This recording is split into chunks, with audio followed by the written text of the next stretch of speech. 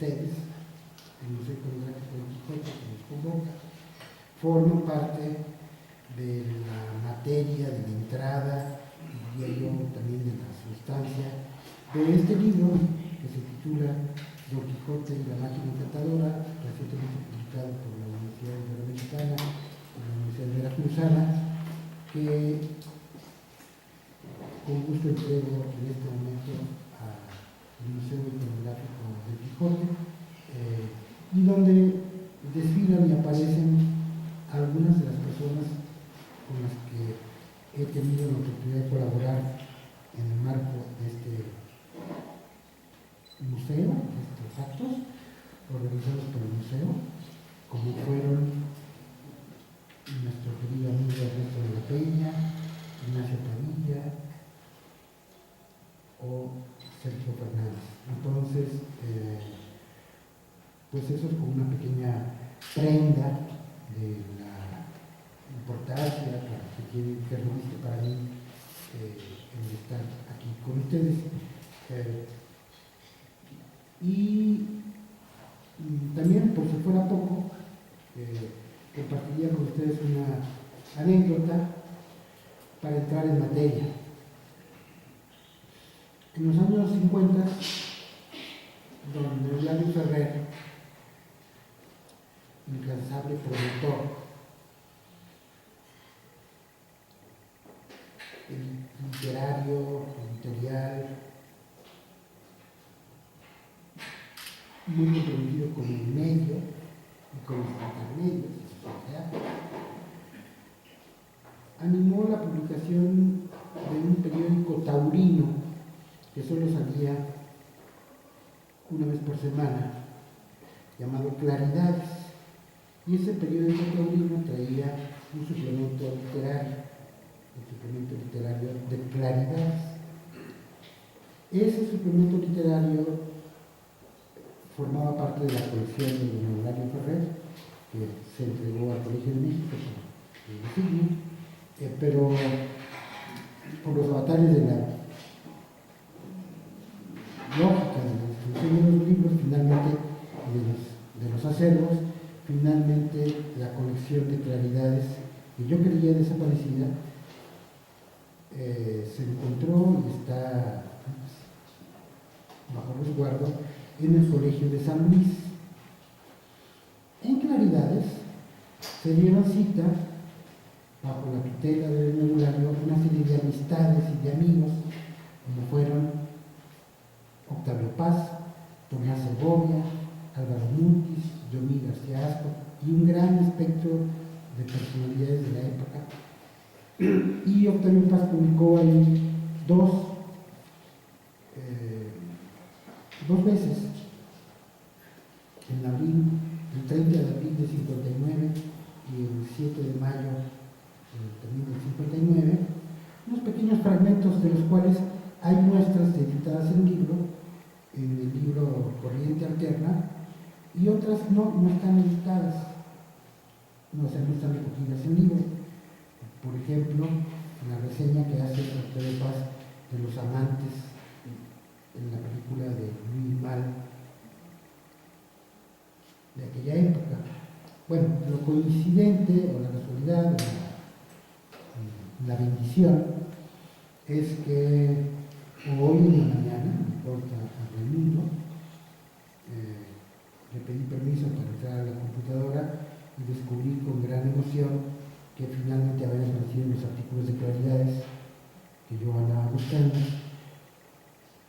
donde venían estas contribuciones de Octavio Paz que no sabía que existían, pero me emociona pensar que vinieron a aparecer, digamos, en uno de los escritorios, en una de las máquinas del Museo Iconográfico del Quijote, aquí en Guanajuato. Así que comparto con ustedes muy candorosamente esta coincidencia, esta casualidad, que nos habla también de la amistad que tuvieron Octavio Paz y Eulalio Ferrer en aquellas épocas.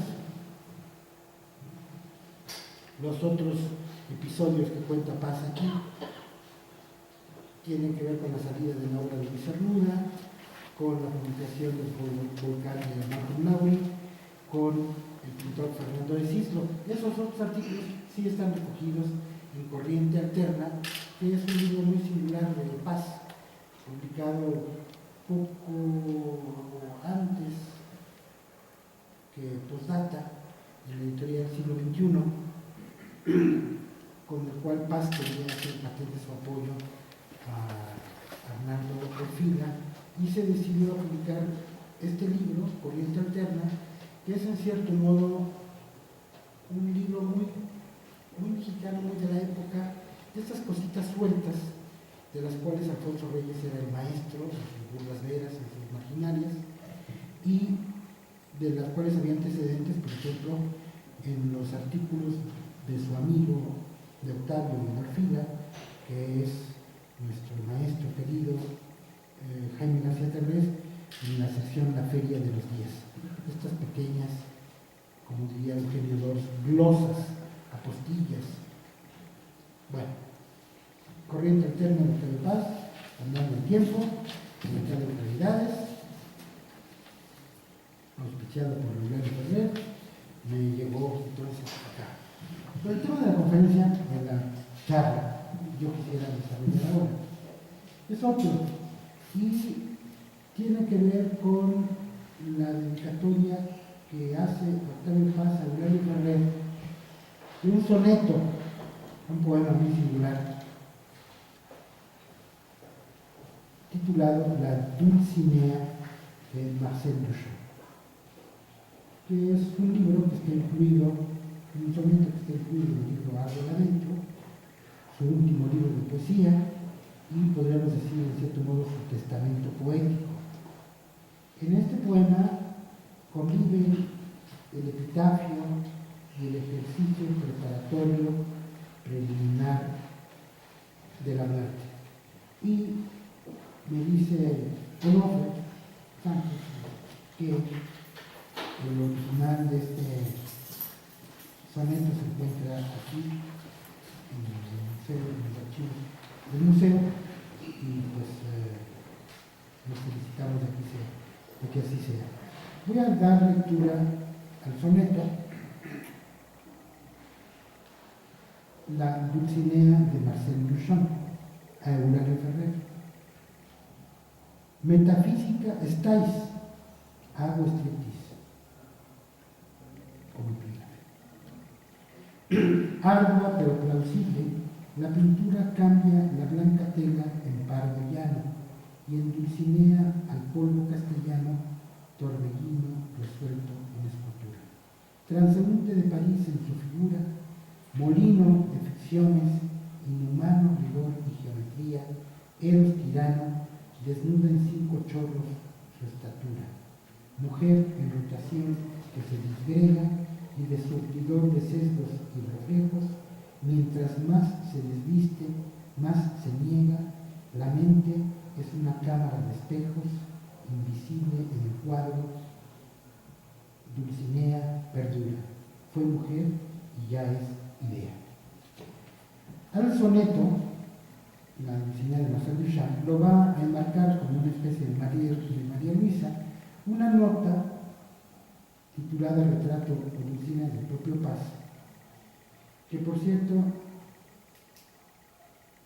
está en Árbol Adentro, pero hasta donde sé no está en la obra completa.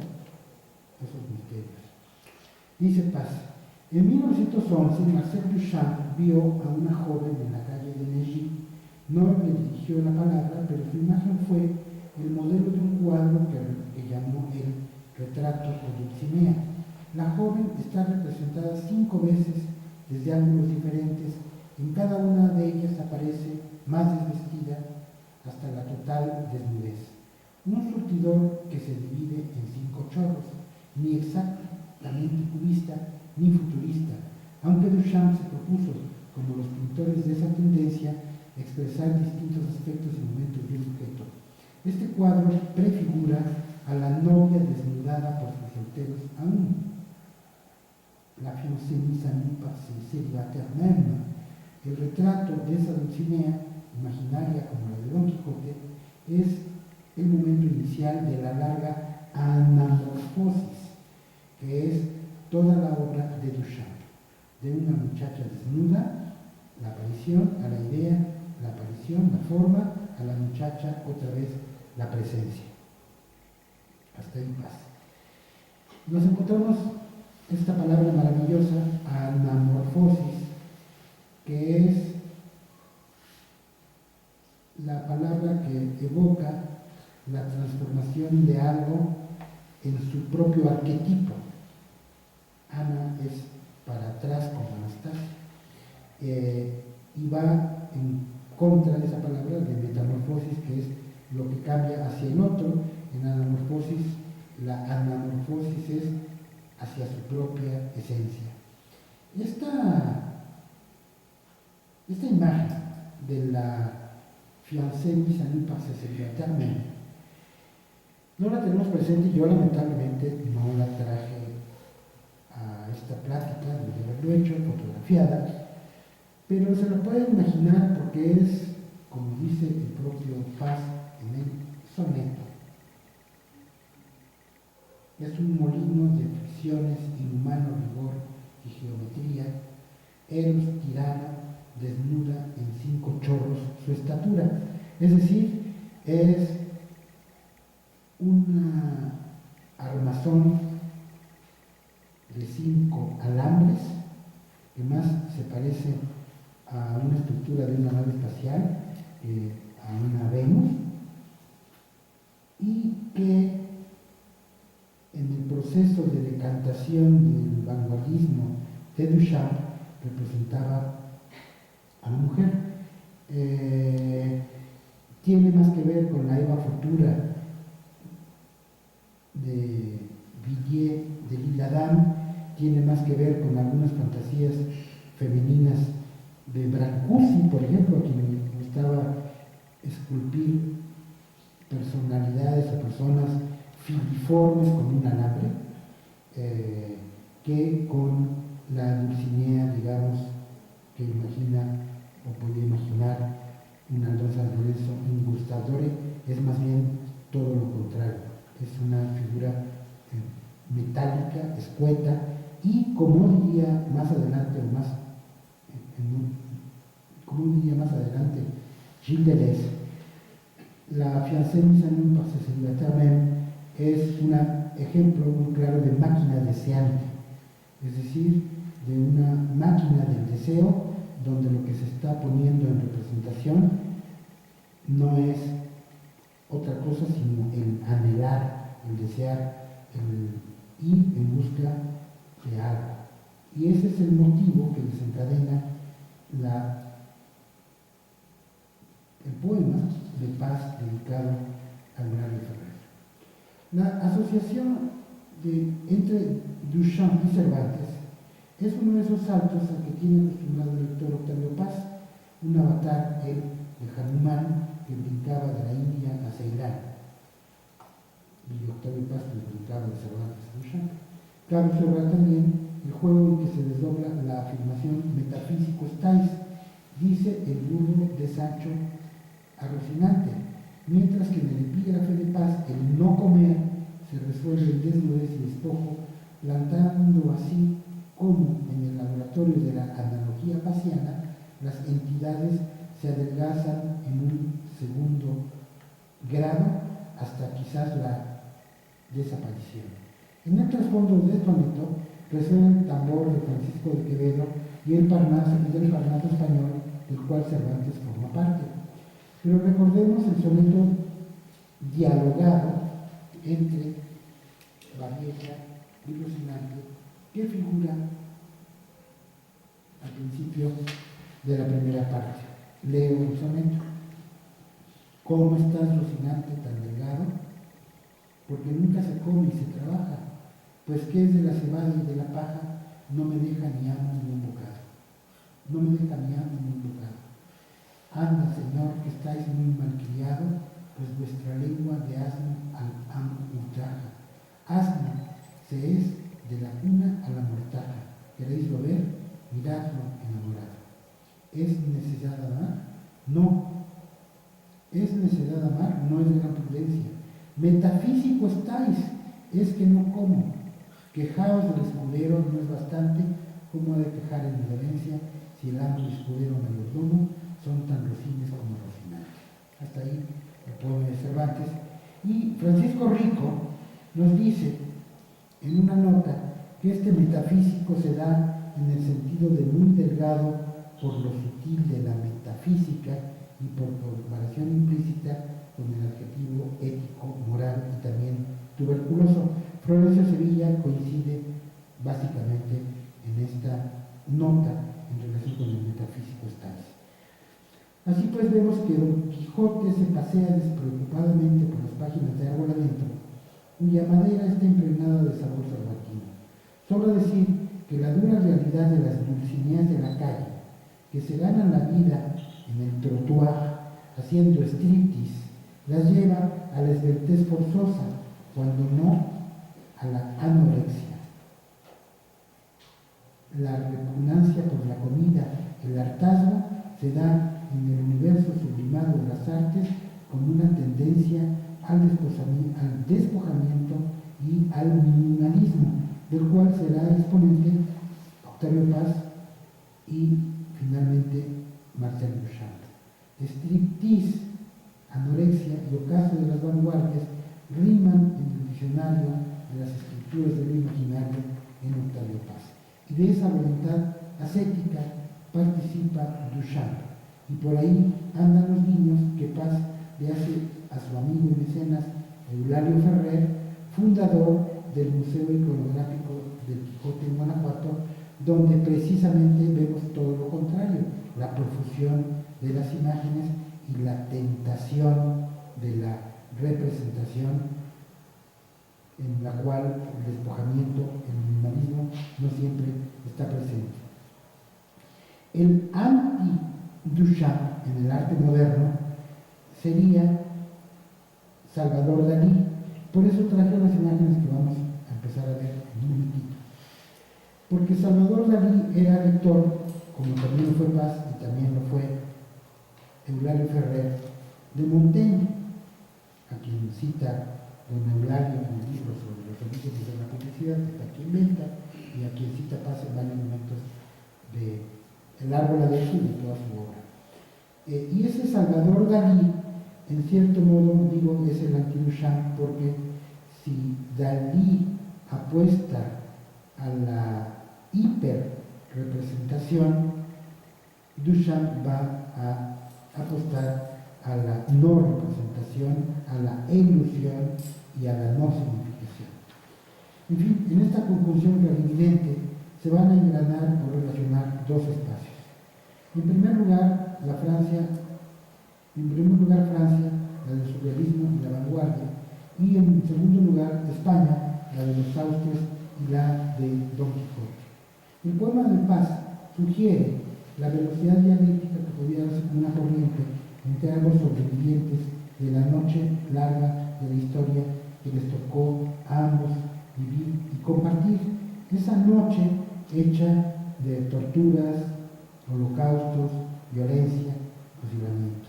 No resulta sencillo precisar cuándo se conocieron Eulalio Ferrer y Paz, ni cuándo tuvo conocimiento por primera vez Paz de la figura de Duchamp. Probablemente fue después de 45 en París, porque llega en esa época. Aunque sí cabe decir que la presencia de Cervantes en la vida de ambos se remonta a sus respectivas mocedades, y que en particular, en el caso de Ferrer, como ustedes saben, como sabemos, la lectura de la famosa novela de Cervantes, Don Quijote de la Mancha, fue practicada en el campo de concentración gracias a la afortunada trueque de un paquete de tabaco por mención que Calleja hizo de la novela en 1905.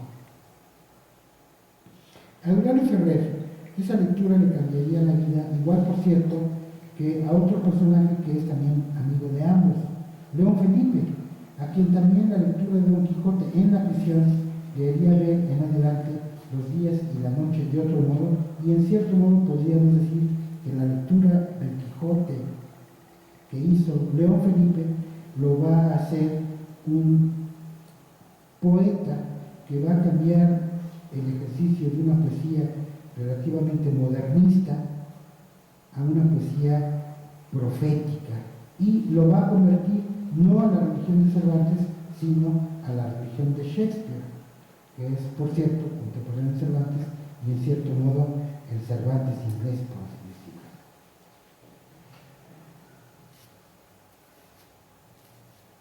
Octavio Paz y Eulalia Ferrer, entonces, debieron encontrarse en los años que siguieron a la Segunda Guerra Mundial y a la derrota de la República Española en 39, en los años en que Paz había regresado a México en los 40.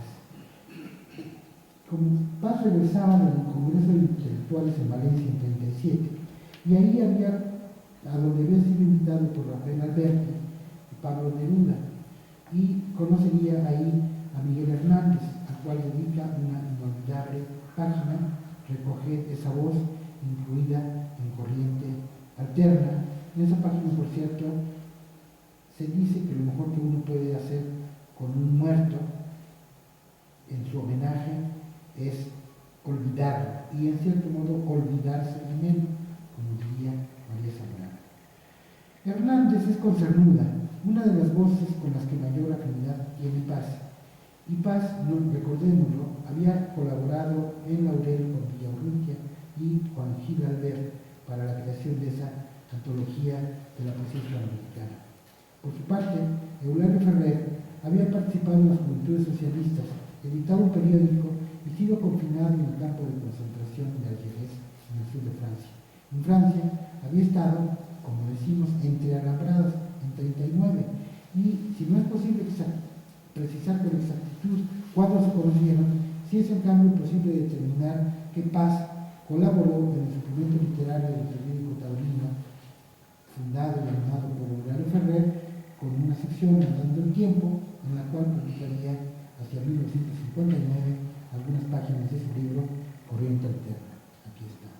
Detrás de esa colaboración corría además subterráneo un torrente de simpatía alimentado por las afinidades libertarias y anarquistas de uno, Paz, hacia el príncipe Piotr Kropotkin y Ricardo Flores Magón, por ejemplo, y del otro, Ferrer, hacia personajes como Buenaventura de Urruti, y la admiración compartida hacia Antonio Machado y los valores de la España ilustrada y socialista de un Francisco Jiménez de los Ríos y de un Fernando de los Ríos, y por un dinamismo intelectual que haría de Paz uno de los pivotes de las ideas de la vanguardia y de Ferrer uno de los adelantados pioneros de los estudios de la comunicación y la publicidad en México. Ambos compartían además la conciencia de estar viviendo, o más bien sobreviviendo, en un mundo dominado por la Guerra Fría o nuclear. Y este tema de el sobreviviente creo que es un tema importante e interesante para caracterizar a ambos. El tema del sobreviviente podríamos decir que es también un tema que está presente en la figura de Michel de Montaigne, y yo también diría en la de Salvador Dalí. Ambos, y ahora sí podemos poner las ilustraciones de Dalí, de aquí en adelante, les vamos a ir viendo esas ilustraciones que me llama mucho la atención, que al terminar la guerra, Dalí haya acogido como libro de cabecera los ensayos de Montaigne, que están escritos, como ustedes saben, en el proceso de las guerras civiles en Francia, y donde se espejea de alguna manera la desgarradura de nuestras guerras del siglo XX en la desgarradura de las guerras religiosas del siglo XVI. Así pues, ambos, Ferrer y Paz, son sobrevivientes en un mundo dominado por la Guerra Fría, nuclear, civil, económica y planetaria, y son depositarios de un ambiente libre y liberal que venía de muy atrás. Miguel de Cervantes, el creador de Dulcinea, y de Michel de Montaigne, el autor cuya lectura y devoción ambos compartieron. Montaigne, como he dicho, es una de las lecturas de cabecera de Dalí, el antípoda de Marcel Duchamp, y nos dejó un suntuoso libro ilustrado con los ensayos transfigurados a la luz de la imaginación surrealista y renacentista, tanto como a la luz de la emblemática y de los tratados medievales de amor cortés, tan leídos por Octavio Paz y citados por Octavio Paz al saludar el libro de Eulalio Ferrer sobre la trilogía.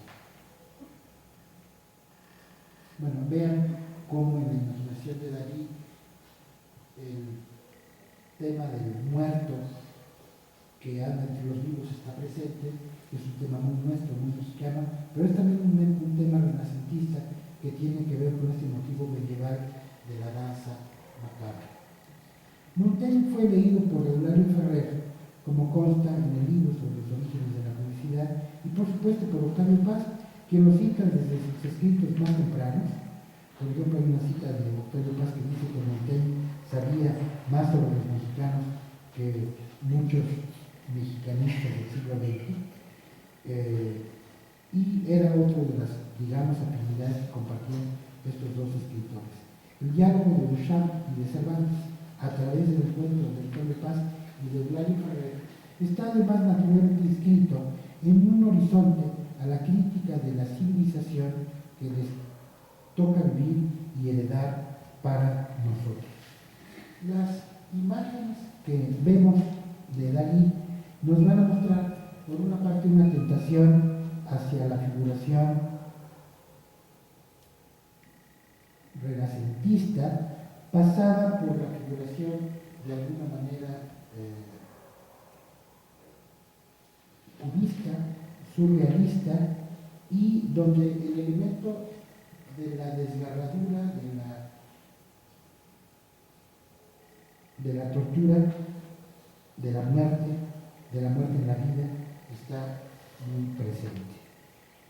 Hay, por otra parte, un texto que ya lo cité, lo acabo de citar, de Paz sobre el libro de las trilogías, que se titula Del 1 al 2.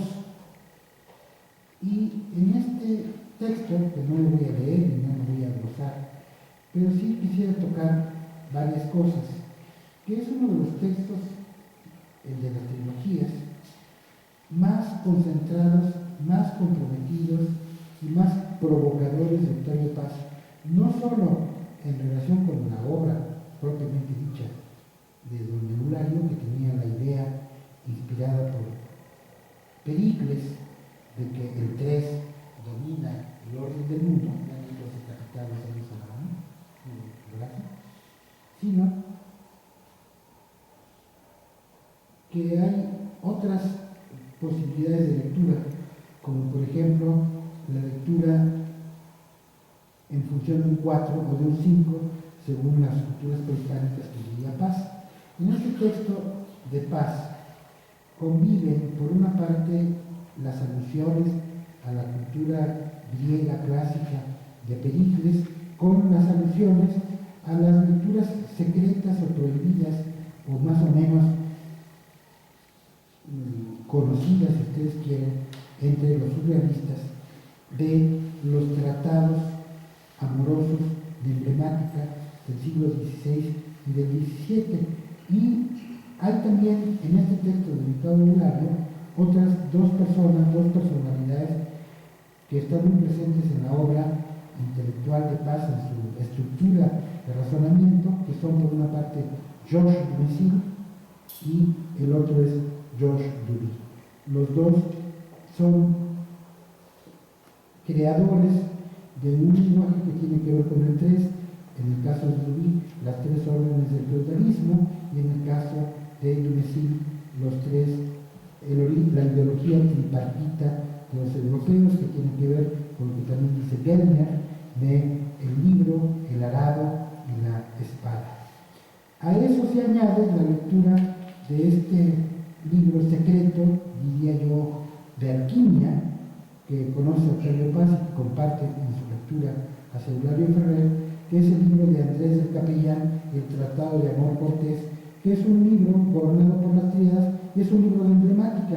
Y ahí regresamos a Dalí, porque los emblemas de Capellán se parecen mucho a las ilustraciones de Dalí o coinciden con ellas, y ese libro de Capellán era, diría yo, uno de los libros de cabecera de algunos de los surrealistas en relación con esta idea del amor loco, del amor sin retribución, del amor célibe, y diría incluso del amor tántrico, que es lo que está detrás de la Dulcinea de Duchamp, de la dama puesta al desnudo por sus solteros. Incluso esta idea de un amor que no está dirigido a la procreación y a la generación y a la reproducción de la familia y de la carne. Esta personalidad de Duchamp, con esto voy a terminar, Hasse lo encontró en París en 1945 cuando preguntó, ¿y después de Breton quién sigue? Y le dijeron, pues el único que podría seguir es Duchamp, pero Duchamp va por un callejón sin salida. Y ese callejón sin salida es el del ready-made, el de la no representación, el ready-made de un Warhol, y es el callejón sin salida del arte que le da la espalda al mercado. Y es ese, digamos, el espacio de la conversación que unía en ciertos momentos a Aurelio Ferrer y a Octavio Paz. En el número que está corriendo en la revista Vuelta hay un saludo de Marc Fumaroli al Duchamp evocado por Paz, y ahí se ve hasta qué punto la obra de Duchamp es importante para comprender la obra del último Octavio Paz.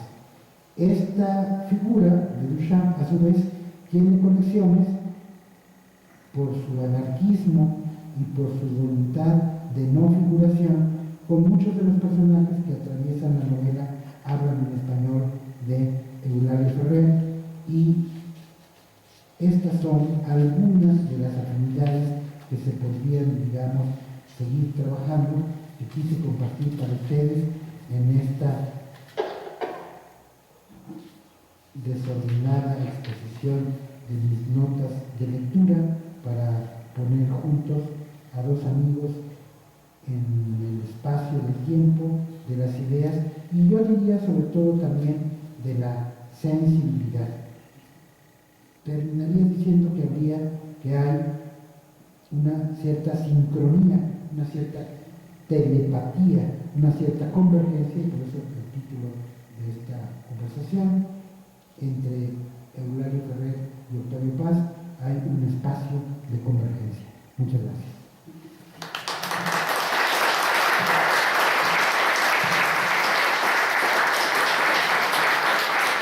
Y tenemos todavía tiempo para algunas intervenciones o preguntas, peleas, impugnaciones, chistes, como lo que quieran. Muy bien. ¿Gustan hacer algún comentario, alguna pregunta?